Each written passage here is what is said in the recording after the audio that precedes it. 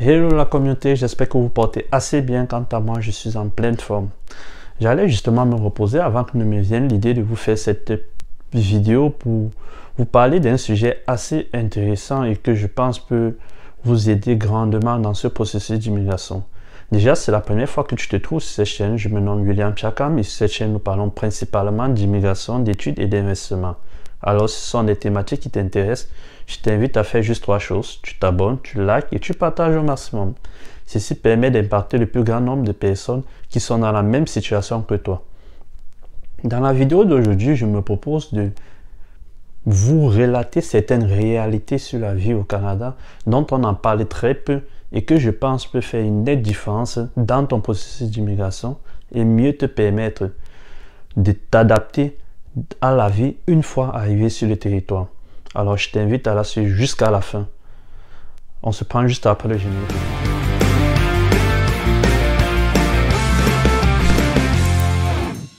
Le Canada est l'un des pays avec la plus meilleure qualité de vie et la plus convoitée de plusieurs nationalités.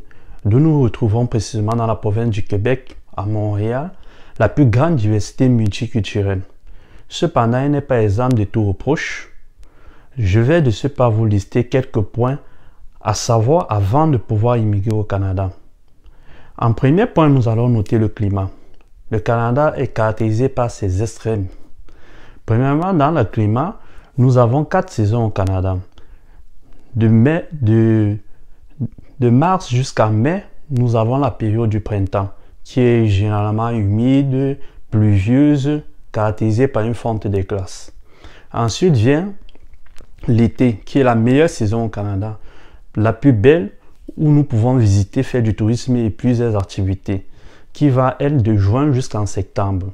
Cependant, elle est aussi caractérisée par une chaleur extrême qui peut avoisiner les 28 à 30 degrés Celsius. Donc, vous pouvez vous imaginer ceux qui vivent par exemple au Cameroun, du côté du nord, il fait bien plus chaud que dans ces régions-là. Ensuite vient l'automne, qui, elle, va de septembre jusqu'à novembre. Elle est caractérisée par un léger froid, pas de léger froid qui n'est pas très intense. Puis vient la plus mauvaise période au Canada, où peu de personnes arrivent à supporter, qui est l'hiver, qui va de décembre jusqu'à mars. Sérieusement, on a beau regarder dans les images, les télévisions, les écrans, de la neige, mais en réalité, c'est pas la même chose, je vous assure. Il fait tellement froid à certains moments que vous n'arrivez plus à sentir vos extrémités. Donc, si vous êtes quelqu'un de peut-être frileux, c'est vraiment pas une période agréable pour vous. D'ailleurs, même les plus nantis se déplacent généralement durant cette période-là, soit vont en Afrique, soit vont dans d'autres régions où il fait moins froid. Par exemple, il y a de cela 3 jours, nous avons atteint environ les moins 24 degrés et demain, nous allons atteindre jusqu'à 28 degrés. Ça, c'est à l'humidex, mais le ressenti peut aller jusqu'à moins 32 degrés. C'est-à-dire, vous n'arrivez même plus à sentir vos extrémités. Vous êtes totalement glacé, gelé, on peut dire. Alors, c'est important de le savoir avant de pouvoir immigrer.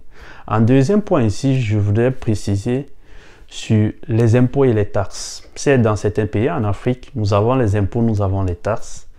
Les taxes ici, vraiment, c'est le premier bénéficiaire de votre travail. Les impôts précisément. Les taxes, il faut noter que sur tout achat de services ou d'objets que vous allez effectuer sur le territoire canadien, vous allez payer les taxes dessus. Généralement, lorsque vous allez en boutique ou dans des dépanneurs, vous allez trouver un article qui est par exemple affiché à 20 pièces, à 20 dollars canadiens. Mais lorsque vous arrivez à la caisse, on vous parle de 24 dollars, 25 dollars. Parce qu'on a ajouté les taxes à cela. Ne soyez pas très surpris ou ne pensez pas en Afrique, comme en Afrique, qu'on veut vous arnaquer ou quoi que ce soit. Non, ce n'est pas le cas. Le prix affiché est généralement sans taxe, mais lorsque vous arrivez à la caisse, on calcule avec les taxes avant que vous ne puissiez effectuer le paiement. Car cette somme de taxes-là ira directement au niveau du gouvernement. Donc, ce n'est pas le boutiquier qui en bénéficie, ça va directement au gouvernement. Quant aux impôts, sur le travail que vous effectuez, lorsqu'on vous paye, on vous retire toujours et toujours les impôts. Il est généralement évalué pour un salaire annuel de moins de 42 000. on vous prélève environ 20% dans la province du Québec. Dans d'autres provinces, ça peut varier légèrement, on tourne autour de la même chose, donc attendez-vous à cela. Si vous effectuez par exemple un travail de 20 $ de l'heure, vous effectuez 10 heures de travail, ça vous fait 200 $ de l'heure, 200 $ pour la journée, mais ce que vous allez percevoir est environ 185 $, car il va falloir qu'on puisse retirer les taxes, les impôts là-dessus. Et en fin d'année, on doit calculer tout cela, le gouvernement calcule tout cela, et essaie d'évaluer si vous avez payé en plus ou en moins. Si vous avez payé en plus, on vous remboursera en fonction de votre situation familiale aussi. Si vous êtes marié, vous avez des enfants. Mais si vous avez payé en moins, vous devez encore envoyer de l'argent au gouvernement. Il faut vous attendre à cela. Le troisième point important ici, c'est la jeune génération africaine étudiante qui compte venir poursuivre les études au Canada. Il s'agit précisément de la reconnaissance des diplômes. Ne vous y trompez pas, c'est pratiquement impossible.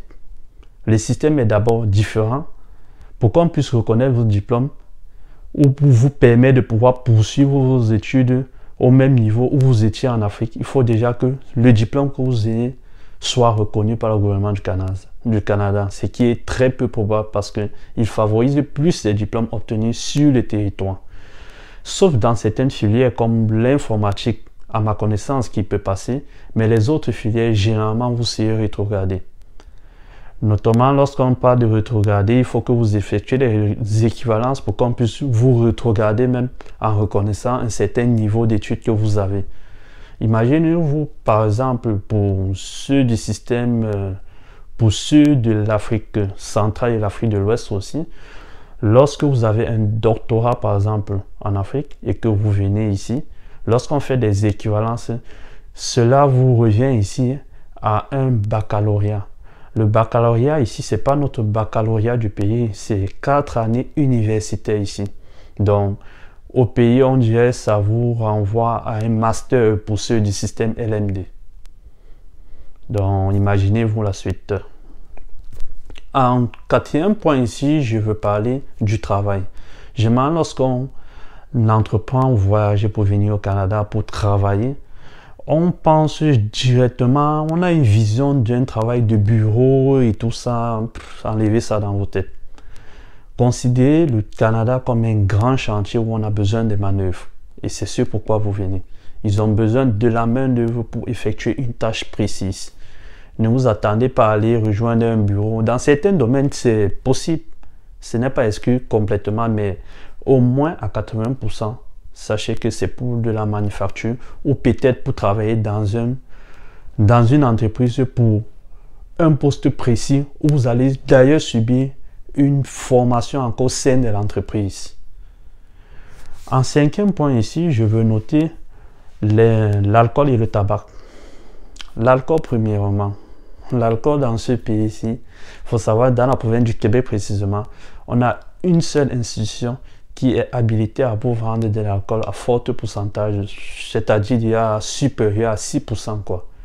À moins de 5%, vous pouvez avoir des billets dans des shops, des dépanneurs, des petites boutiques du quartier, ouais, il y en a. Mais derrière même à ce niveau-là, il vous faudra une pièce d'identité, car on ne le vend pas aux mineurs. Si vous êtes mineur, vous ne pourrez pas l'acheter. L'alcool se vend directement à fort pourcentage, bien sûr, se vend dans des institutions reconnues par le gouvernement. À savoir, pour la province du Québec, nous avons la SAC, la Société d'alcool du Québec, qui ouvre à des heures très précises et en ce moment est en train de resserrer un peu les conditions face à face vis-à-vis du Covid, où il y a plus d'exigences à ce niveau-là. Concernant le tabac, il faut noter qu'il n'est pas permis, contrairement à ce qu'on a l'habitude de faire en Afrique, de prendre de la cigarette dans tous les coins de la rue ou n'importe où, même chez soi, non.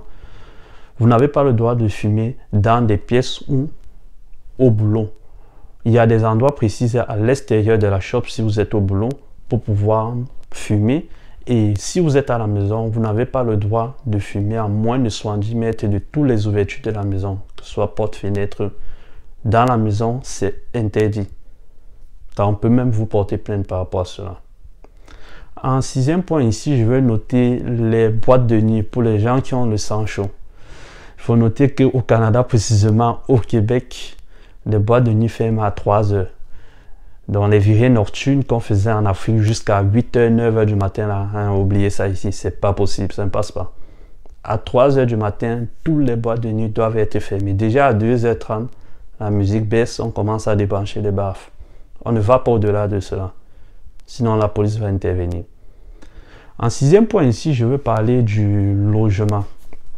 Pour les étudiants ou les travailleurs qui arrivent. Je ferai une vidéo spécifique sur les différents types de logements, mais ici, je vais m'atteler plus sur la colocation.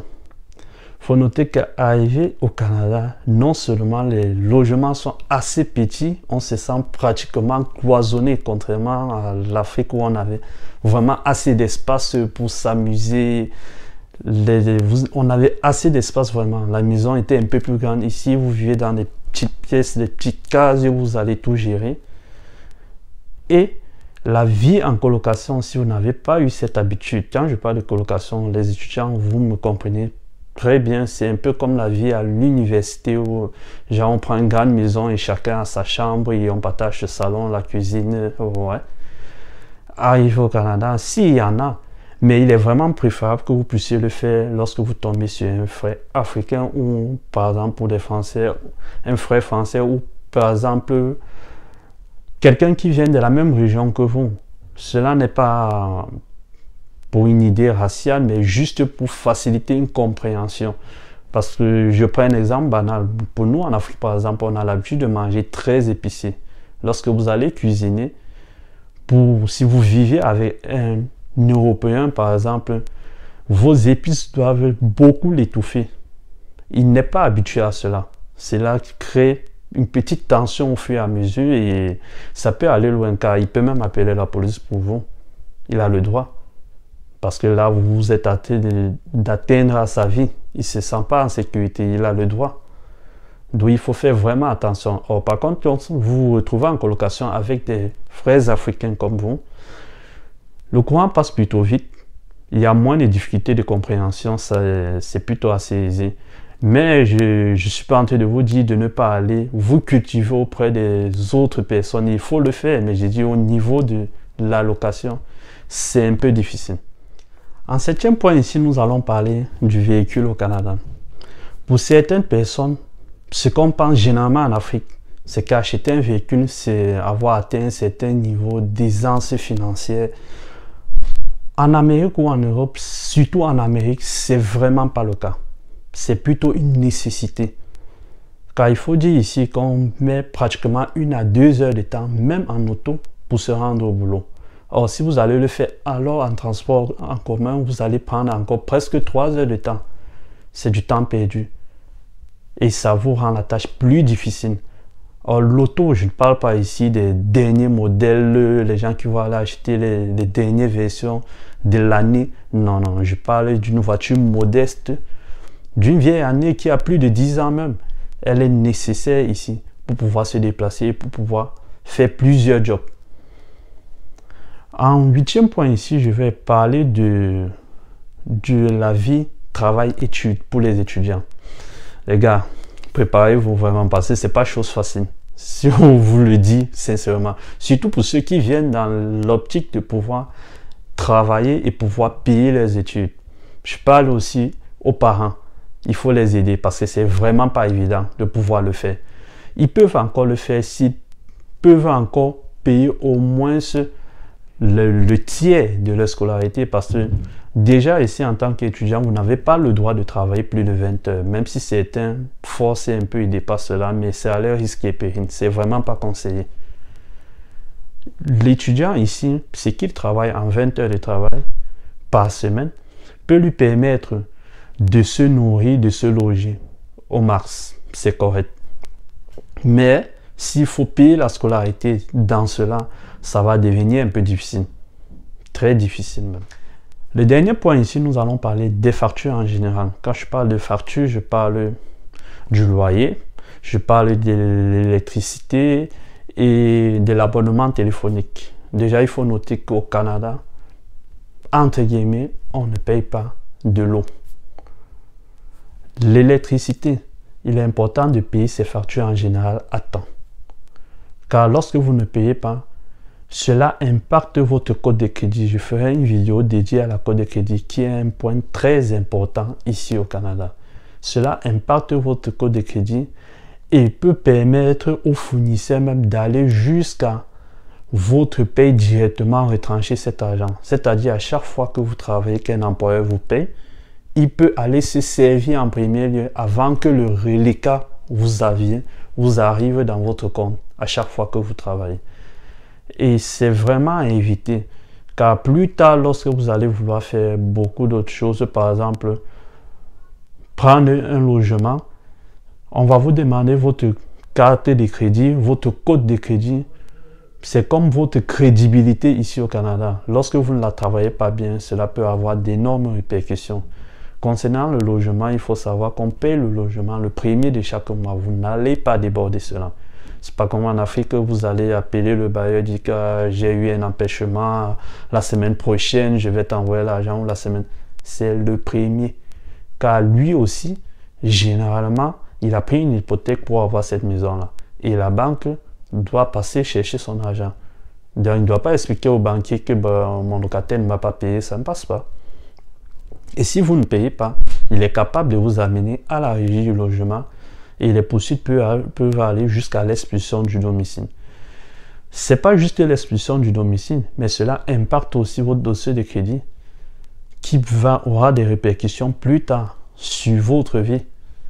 Votre vie, dans le développement de votre vie, lorsque vous allez vouloir faire un crédit en banque, lorsque vous allez vouloir vous acheter un véhicule ou une maison, cela aura d'énormes répercussions. Donc, il faut vraiment éviter ce genre de situation.